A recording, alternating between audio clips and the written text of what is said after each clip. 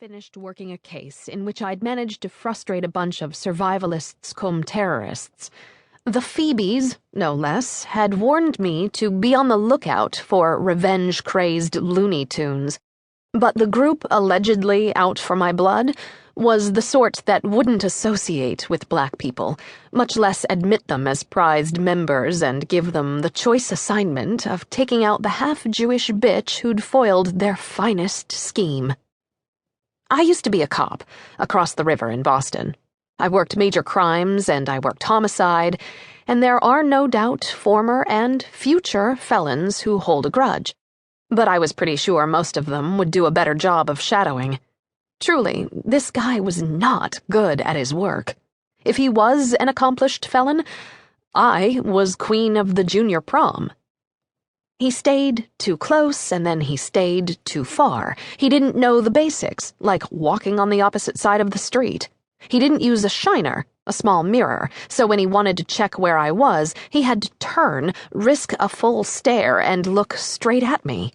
He was strictly an amateur, but he was bird-dog stubborn and extremely patient while I visited Tower Records and sorted through stacks of bargain CDs.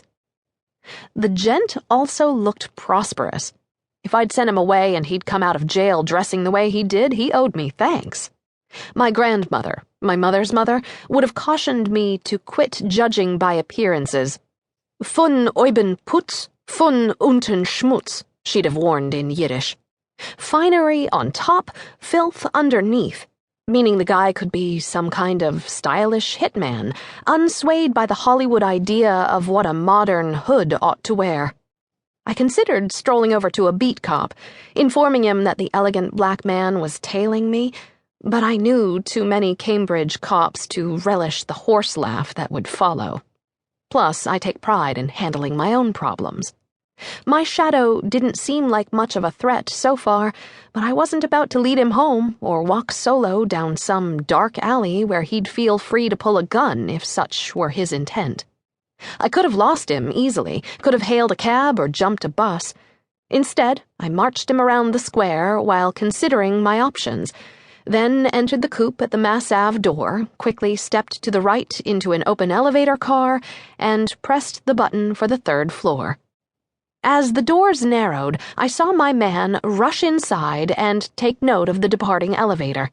I figured he'd wait for the next trip, and wait a while, too, since there was only the single car.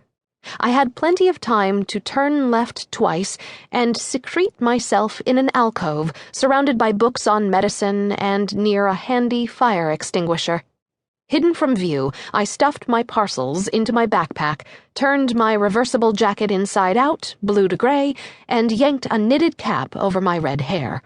It took him 4 minutes to elbow his way off the elevator and start tracking me down. I stayed behind him, veering from extreme left to far right, shielded by high bookcases, feeling like a crafty fox who'd turned the table on the hounds. The guy was tenacious, I'll give him that. He didn't approach the information desk or ask any coupe shoppers if they'd seen me.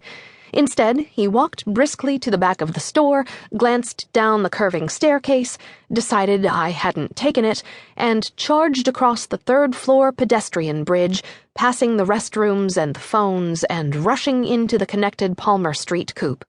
There, he checked out the aisles of the textbook department, then worked his way down the floors of the Palmer Street building, ignoring dorm furnishings, greeting cards, Harvard insignia bears and chairs, sweatshirts and baby booties. He took the 7 steps down into the Brattle Street building, exited, and did a brief survey of pedestrian traffic before stopping to consult a Rastafarian street musician who commanded a view of the door. I observed the interaction from behind a circular rack of crimson insignia bathrobes. The guitar player shook his head slowly, dreadlocks wriggling like snakes, and accepted a cash donation. The black man re-entered the coupe, passing within 10 feet of my hiding place.